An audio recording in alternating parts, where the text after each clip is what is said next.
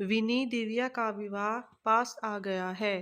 पहले सोच रही थी सब काम समय से निपट जाएंगे, पर ऐसा नहीं हो पा रहा है। थोड़ा जल्दी आ सको तो अच्छा है। बहुत काम है। समझ नहीं पा रही हूँ कि कहाँ से कार्य प्रारंभ करूँ। कुछ शॉपिंग कर ली है और कुछ बाकी है दीदी। आप चिंता न करें, मैं अवश्य पहुँच जाऊँगी। आखिर मेरी बेटी का भी तो विवाह है। विनीता ने उत्तर दिया। विनीता अपनी बड़ी बहन सुनीता की बात मानकर विवाह से लगभग 15 दिन पूर्व ही चली आई थी। उसकी 7 वर्षीय बेटी पूर्वा भी उसके साथ आ गई थी। विशाल विक्रांत की पढ़ाई के कारण बाद में आने वाले थे। विनीता को आया देखकर सुनीता ने चैन की सांस ली। चाय का प्याला उसके हाथ में देते हुए बोली, पहले चाय पी ले, बाकी बातें बाद में करेंगे। विनीता ने चाय का प्याला उठाया। टूटा हैंडल देखकर वह आश्चर्य से भर उठी। ऐसे कप में किसी को चाय देना तो दूर, वह उसे उठाकर फेंक दिया करती थी। पर इतने शानो शौकत से रहने वाली दीदी के घर भला ऐसी क्या कमी है जो उन्होंने उसे ऐसे कप में चाय दी। मन किया वह चाय न पिए, पर रिश्ते की मर्यादा को ध्यान में रखते हुए खून का घूंट पीकर चाय सिप करने लगी। पर उसकी पुत्री पूर्वा से नहीं रहा गया। उसने कहा, मौसी, इस कप का हैंडल टूटा हुआ है क्या? मैंने ध्यान ही नहीं दिया। सारे कप गंदे पड़े हैं। मुनिया भी पता नहीं कहाँ चली गई। चाय की पत्ती लाने भेजा था। 1 घंटे से ज्यादा हो गया, अभी तक नहीं आई। नौकरानियों से कप ही नहीं बचते। अभी कुछ दिन पहले ही तो खरीद कर लाई थी। दूसरा निकालूंगी तो उसका भी यही हाल होगा। वैसे भी विवाह से 3 दिन पहले होटल में शिफ्ट होना ही है। अभी तो हम लोग ही हैं, इन्हीं से काम चला लेते हैं। सुनीता ने सफाई देते हुए कहा। विनीता ने कुछ नहीं कहा, चुपचाप चाय पीने लगी तथा पूर्वा खेलने में लग गई। विनीता भी सुनीता के साथ विवाह के कार्यों की समीक्षा करने व उन्हें पूर्ण करने में जुट गई। कुछ दिन बाद नंदिता भी आ गई। उसे देखते ही सुनीता और विनीता की खुशी की सीमा न रही। दोनों एक साथ बोल उठी, अरे, अचानक तुम कैसे? कोई सूचना भी नहीं दी? मैं सरप्राइज देना चाहती थी। मुझे पता चला कि तुम दोनों अभी एक साथ हो तो मुझसे रहा नहीं गया। मैंने सुजय से कहा कि विक्की की परीक्षा की सारी तैयारी करा दी है। आप बाद में आ जाना, मैं जा रही हूँ। कम से कम हम तीनों बहनें दिव्या के विवाह के बहाने ही कुछ दिनों साथ साथ रह लेंगी। बहुत अच्छा किया, हम दोनों तुम्हें ही याद कर रहे थे। मुनिया, 3 कप चाय बना देना और हाँ, नए कप में लाना, सुनीता ने नौकरानी को आवाज लगाते हुए कहा। फिर नंदिता की ओर मुखातिब होकर बोली, अगर पहले सूचना दी होती तो गाड़ी भिजवा देती। सुनीता दीदी की बात सुनकर विनीता के मन में कुछ दरक गया। नन्ही पूर्वा के कान भी खड़े हो गए। नंदिता के आते ही दूसरे कप निकालने के आदेश के साथ गाड़ी भिजवाने की बात ने उसके शांत दिल में हलचल पैदा कर दी थी। जब वह आई थी तब तो दीदी को पता था, फिर भी उन्होंने किसी को नहीं भेजा। वह स्वयं ही ऑटो करके घर पहुंची थी। बात साधारण थी, पर विनीता को ऐसा महसूस हो रहा था कि अनचाहे ही सुनीता दीदी ने उसकी हैसियत का एहसास करा दिया है। वह पिछले 8 दिनों से वह उसी टूटे कप में चाय पीती रही थी, पर नंदिता के आते ही दूसरे कप निकालने के आदेश के साथ गाड़ी भिजवाने की बात को वह पचा नहीं पा रही थी।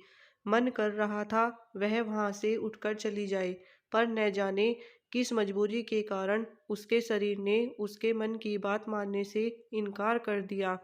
विनीता तीनों बहनों में छोटी है। सुनीता और नंदिता के विवाह संपन्न परिवारों में हुए थे, पर पिताजी की मृत्यु के बाद घर की स्थिति दयनीय हो गई थी। भाई ने अपनी हैसियत के अनुसार घर वर ढूंढा और विवाह कर दिया।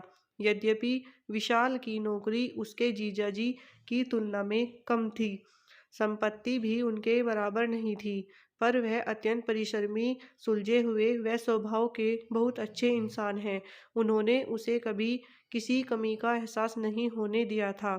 और उसने भी अपने छोटे से घर को इतने सुरुचिपूर्ण ढंग से सजाकर रखा है कि विशाल के सहकर्मी उससे ईर्ष्या करते हैं। स्वयं काम करने के कारण उसके घर में कहीं भी गंदगी का नामो निशान नहीं रहता था और न ही टूटे फूटे बर्तनों का जमावड़ा। यह बात अलग है कि ऐसे ही पारिवारिक आयोजन उसे चाहे अनचाहे उसकी हैसियत का एहसास करा जाते हैं। पर अपनी सगी बहन को अपने साथ ऐसा व्यवहार करते देखकर वह स्तब्ध रह गई। क्या अब नया सेट खराब नहीं होगा? हमेशा की तरह इस बार भी सुनीता व नंदिता गप मारने लग जाती और विनीता काम में लगी रहती थी। अगर वह समय निकालकर उनके पास बैठती तो थोड़ी ही देर बाद कोई काम आने पर उसे ही उठना पड़ता था। पहले वह इन सब बातों पर इतना ध्यान नहीं दिया करती थी, पर इस बार उसे काम में लगा देखकर एक दिन उसकी पुत्री पूर्वा ने कहा, मम्मा, दोनों मौसियाँ बातें करती रहती हैं और आप काम में लगी रहती हो। मुझे अच्छा नहीं लगता। बेटा, वे दोनों बड़ी हैं, मुझे उनका काम करने में खुशी मिलती है। पूर्वा की बात सुनकर वह चौंकी, पर संतुलित उत्तर दिया। उसने उत्तर तो दे दिया, पर पूर्वा की बातें चाहे अनचाहे उसके दिमाग में गूंजने लगी। पहले भी इस तरह की बातें उसके मन में उठा करती थी, पर यह सोचकर अपनी आवाज़ दबा दिया करती थी कि आखिर वे उसकी बड़ी बहनें हैं। अगर वे उससे कोई काम करने के लिए कहती हैं तो इसमें बुराई क्या है?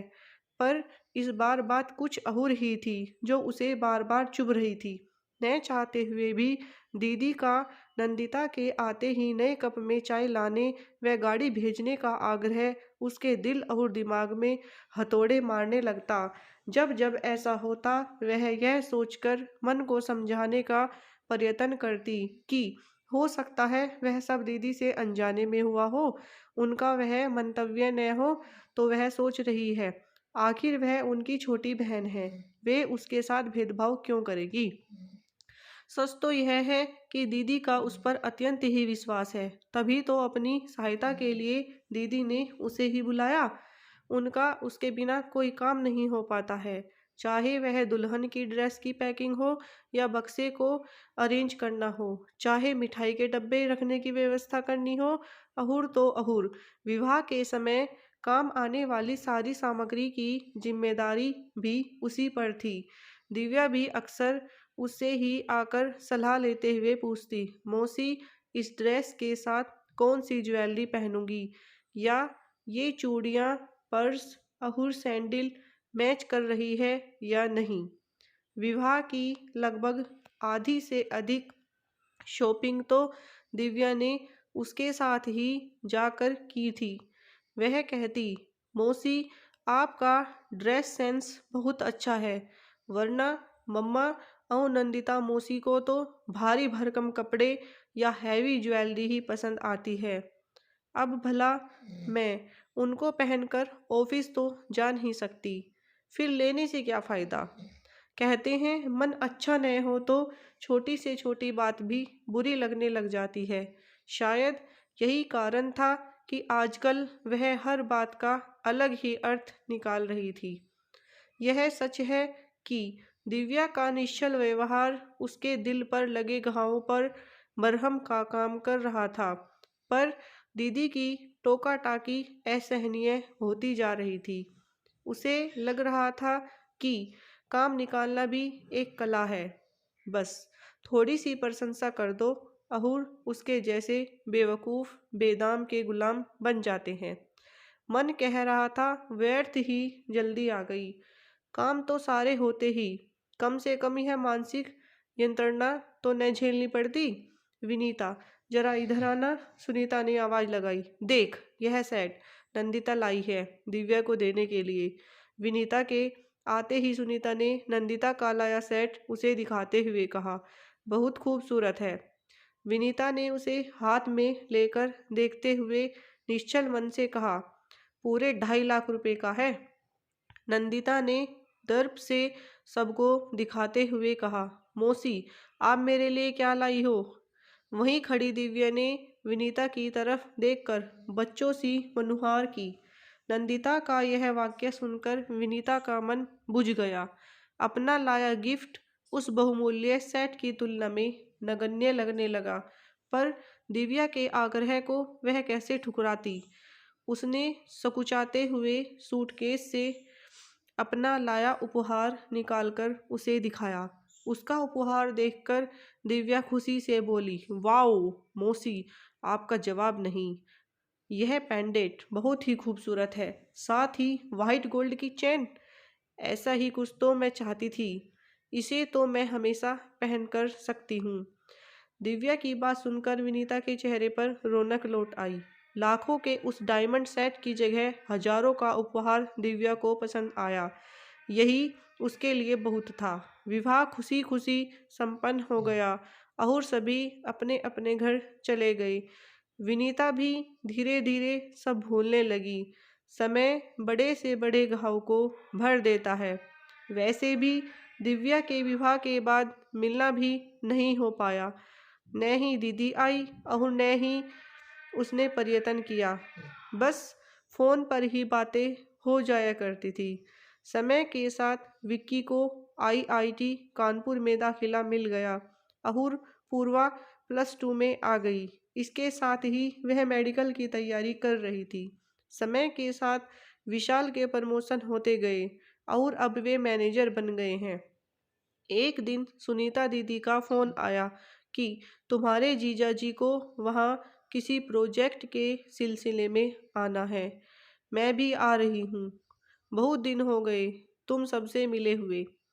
दीदी पहली बार उसके घर आ रही है, सो पिछली सारी बातें भूलकर उत्सुकता से विनीता उनके आने का इंतजार करने के साथ तैयारियां भी करने लगी।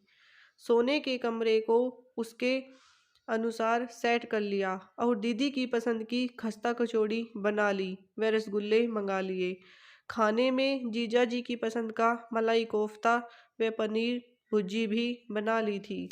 उसने दीदी जीजाजी की खातिरदारी का पूरा इंतजाम कर रखा था, पर न जाने क्यों पूर्वा को उसका इतना उत्साह पसंद नहीं आ रहा था। जीजाजी दीदी को ड्रॉप कर यह कहते हुए चले गए, मुझे देर हो रही है विनीता, मैं निकलता हूँ। आते आते शाम हो जाएगी। तब तक तुम अपनी बहन से खूब बातें कर लो। बहुत तरस रही थी ये तुमसे मिलने के लिए।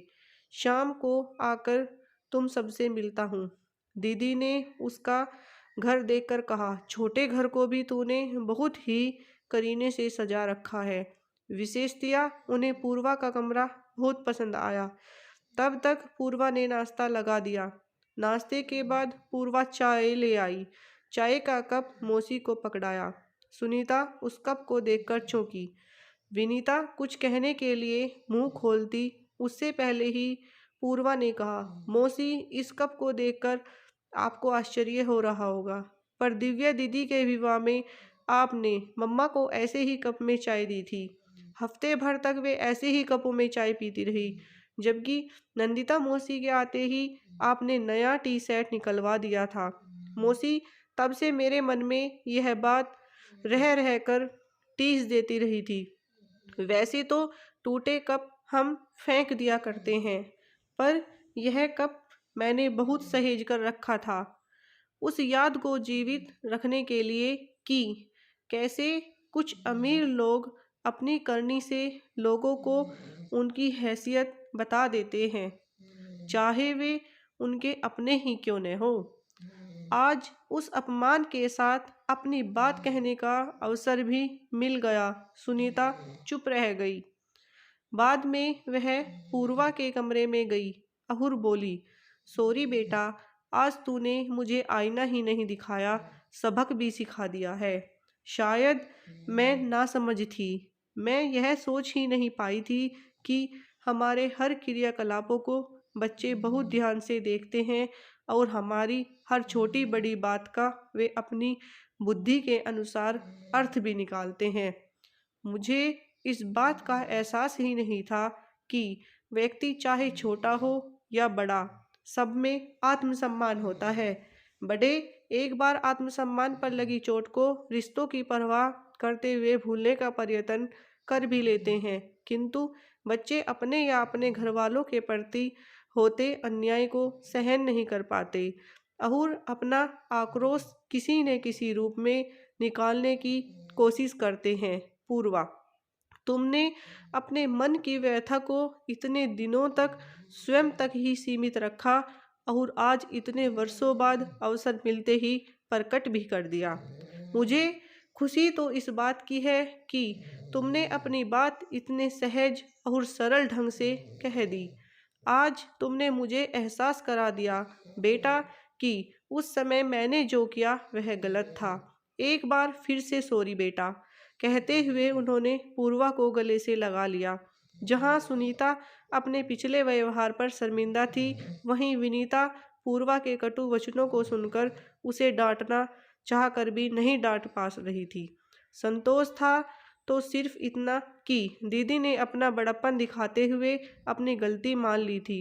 सच तो यह था कि आज उसके दिल से भी वर्षों पुराना बोझ उतर गया था। आखिर आत्मसम्मान तो हर एक में होता है। उस पर लगी चोट व्यक्ति के दिन का चैन और रात की नींद चुरा लेती है। शायद उसकी पुत्री के साथ भी ऐसा ही हुआ था। आज उसे यह भी एहसास हो गया कि आज की पीढ़ी अन्याय का उत्तर देना जानती है, साथ ही बड़ों का सम्मान करना भी। अगर ऐसा न होता तो पूर्वा सॉरी मौसी कहकर उनके कदमों में न झुकती।